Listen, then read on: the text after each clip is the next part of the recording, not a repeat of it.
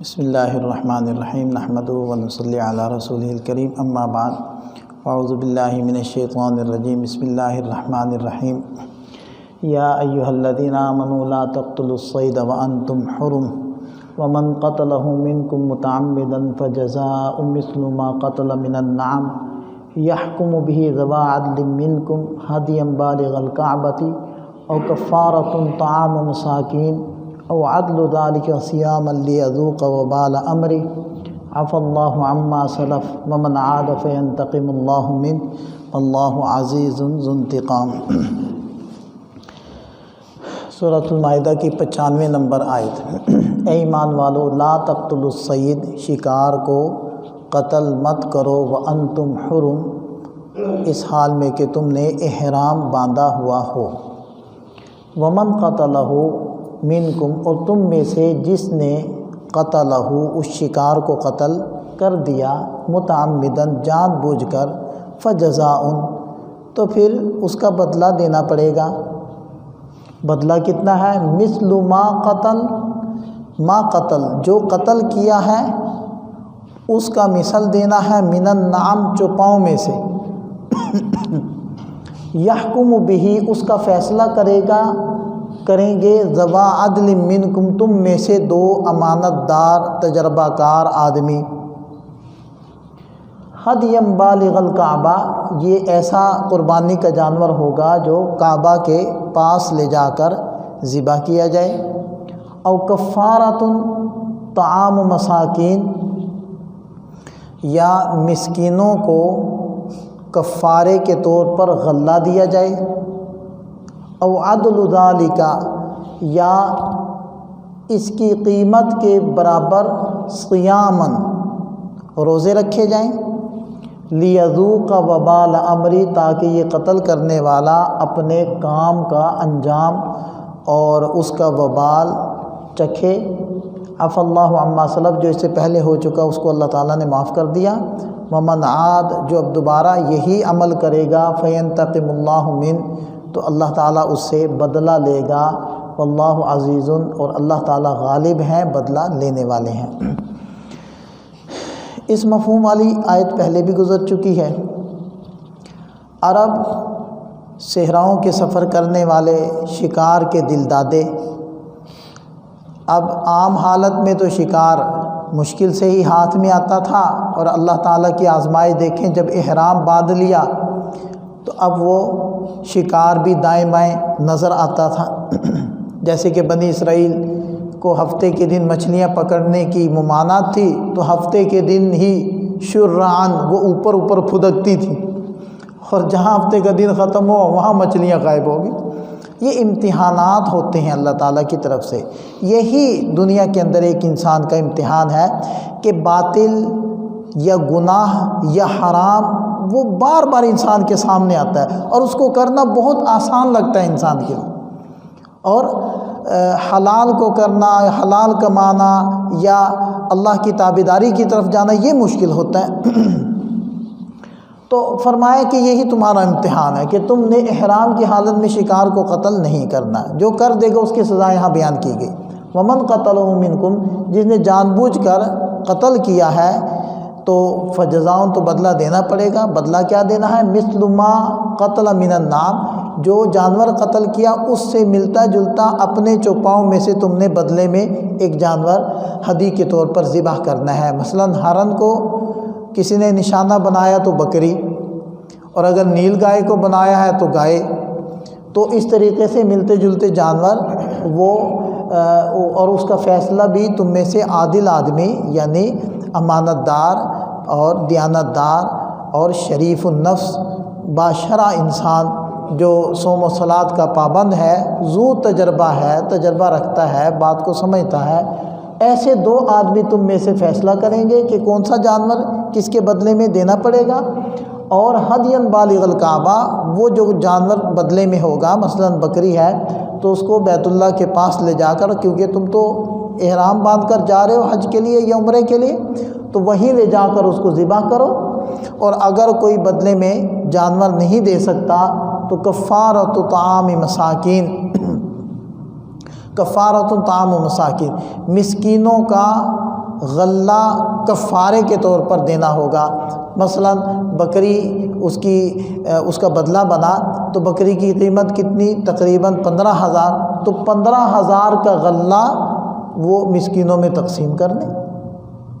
اور اگر اس کی بھی طاقت نہیں تو عدل ذالک صیامہ، اس کے برابر روزے، ہر 2.25 سیر گندم کے بدلے میں 1 روزہ،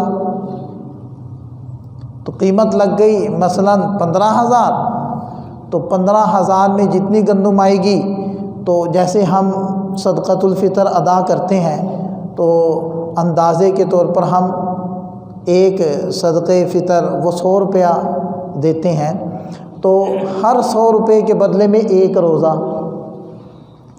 لیذوق وبال امری، تاکہ وہ اپنے اس حرکت کا وبال اور اس کی سزا چکھے۔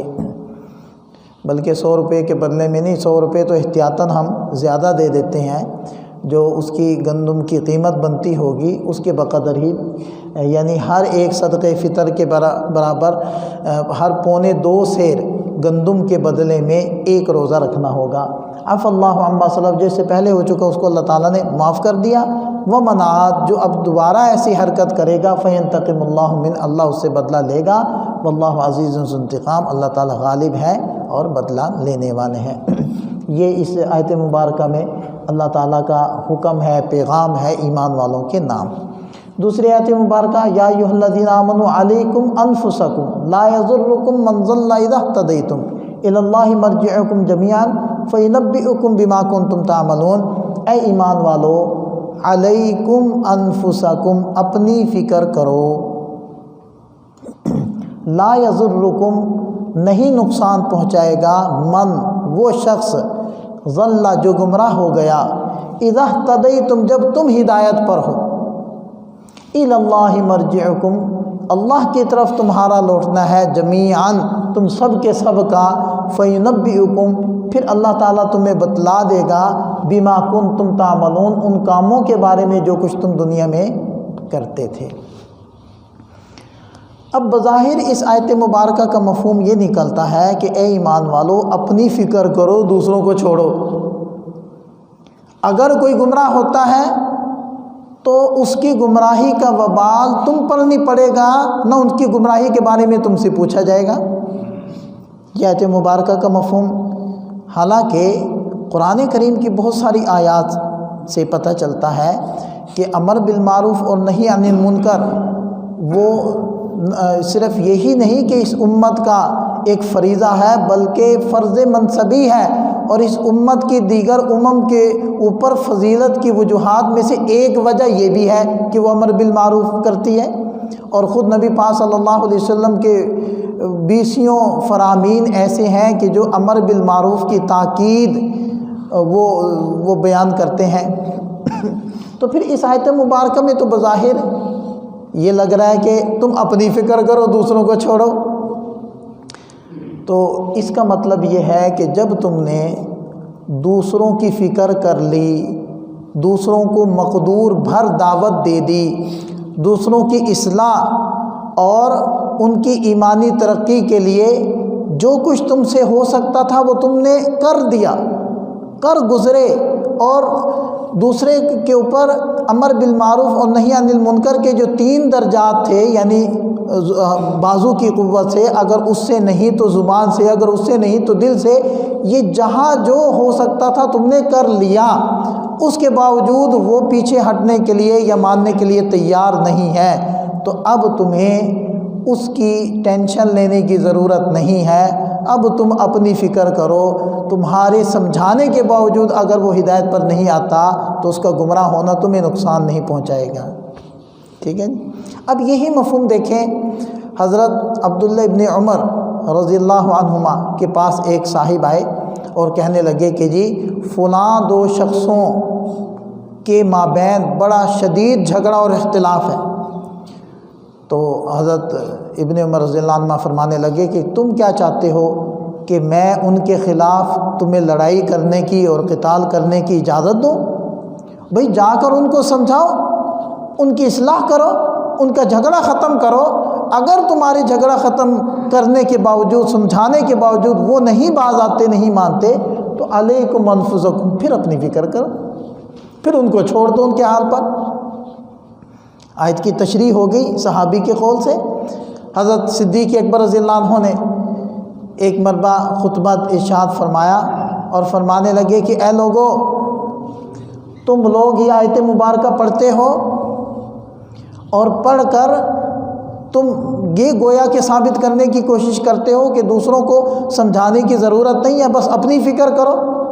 یاد رکھو، ہم نبی پاک صلی اللہ علیہ وسلم نے ارشاد فرمایا، اگر تم برائی کو ہوتے ہوئے دیکھ رہے ہو اور قدرت کے باوجود تم اس کو روکتے نہیں ہو تو جو عذاب ان برائی والوں پر آئے گا تم پر بھی آئے گا کہ تم قدرت کے باوجود ان کو روکنے کے لیے آگے نہیں بڑھے، تم اس عذاب سے بچ نہیں پاؤ گے۔ اور اسی طرح ایک روایت میں یہ آتا ہے کہ اگر تم نے کوئی ظلم دیکھا ہے اور تم ظلم کو روک سکتے ہو پھر بھی نہیں آگے بڑھتے، روکتے نہیں ہو، تو پھر جو ظالموں کے اوپر سزا اترے گی وہ تم پر بھی اترے گی۔ تو اب اس آیت مبارکہ کا مفہوم واضح ہو گیا۔ اب ہم اس کو یوں ترجمہ کرتے ہیں، اے ایمان والو، اگر تم مقدور بھر کوشش کر چکے ہو اور سمجھانے کا حق ادا کر چکے ہو اور اصلاح کی پوری کوشش کر چکے ہو اور وہ مان کر نہیں دے رہے، تو پھر تمہیں تسلی رکھنی چاہیے، تم پھر اپنی فکر کرو، اس کا گمراہ ہو جانا تمہارے ہدایت کے باوجود تمہیں نقصان نہیں دے گا، اللہ کی طرف تم سب نے لوٹ کر جانا ہے اور وہ بتلا دے گا جو کچھ تم کرتے رہے ہو۔ ٹھیک ہے جی، آیت کا مفہوم واضح ہو گیا۔ تیسری آیت مبارکہ، اعوذ باللہ من الشیطان الرجیم، یا ایھا الذین آمنوا لا تسألوا عن اشیاء ان تبد لکم تسؤکم وان تسألوا عنها حین ینزل القرآن تبد لکم عفا اللہ عنہا واللہ غفور حلیم۔ یہ 101 نمبر آیت ہے سورۃ المائدہ کی۔ اے ایمان والو، لا تسألو، مت سوالات کرو، عن اشیاء، ایسی چیزوں کے بارے میں، ان تبد لکم، اگر ان کو ظاہر کر دیا جائے، بیان کر دیا جائے، تسؤکم، وہ تمہیں ناگوار گزرے، وَإِن تَسْأَلُوا، اور اگر تم پوچھو گے، عنہا، ان چیزوں کے بارے میں، حینا، اس وقت جب کہ ینزل القرآن، قرآن اتر رہا ہے، تبد لکم، تو تمہارے سامنے وہ بیان بھی کر دی جائیں گی، ان کا حکم بھی ذکر کر دیا جائے گا، عفا اللہ عنہا، جو اس سے پہلے ہو چکا اس کو اللہ نے معاف کیا، اور اللہ تعالیٰ بخشنے والے اور بردبار ہیں۔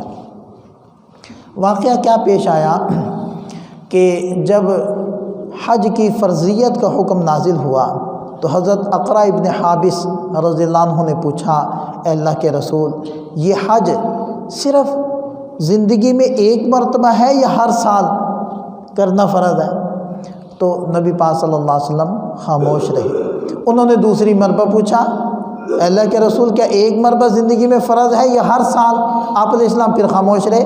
تیسری مرتبہ پھر پوچھا، تو تیسری مرتبہ پوچھنے کے بعد نبی پاک صلی اللہ علیہ وسلم نے ذرا غصے کے انداز میں ارشاد فرمایا، نہیں، زندگی میں ایک بار فرض ہے، اور اگر میں کہہ دیتا کہ ہر سال فرض ہے تو ہر سال فرض ہو جاتا، پھر تم اس کو کر بھی نہ سکتے۔ یہ اللہ تعالیٰ فرما دے، جتنا بتا دیا اتنا سمجھ لو، اس پر عمل کی کوشش کرو، جو نہیں بتلایا گیا، پردے میں رکھ دیا گیا، اس کی کھود کرید میں مت پڑو، اس کی بال کی کھال اتارنے کے درپے مت ہوو، اس کی تفتیش اور اس کے سوالات مت پوچھو، بس جتنا بتلا دیا گیا بس وہ کر لو۔ جیسے کہ آپ محاورے میں کہہ دیتے ہیں نا، بنی اسرائیل کی گائے نہ بنایا کریں، اور بنی اسرائیل کو کہا گیا کہ یہ جو مقتول ہے، ایک گائے ذبح کر کے اس کا ایک پیس گوشت کا ایک ٹکڑا لے کر اس سے لگاؤ گے تو یہ بتلائے گا کہ مجھے کس نے قتل کیا۔ تو سمپل تھا کہ کوئی ایک گائے لے، 20,000 30,000 کی، آج کے حساب سے میں قیمت بتلا رہا ہوں، 50,000 کی، 60,000 کی گائے لو اور ذبح کر کے یہ عمل پورا کر دو۔ کہنے لگے کہ جی وہ گائے تو جو آپ کہہ رہے ہیں وہ بتلائیں، ذرا واضح کریں، گائے کیسی ہو؟ کبھی کہتے ہیں اس کا رنگ کیسا ہو، کبھی کہتے ہیں کہ جی وہ ہل چلاتی ہو یا نہ چلاتی ہو۔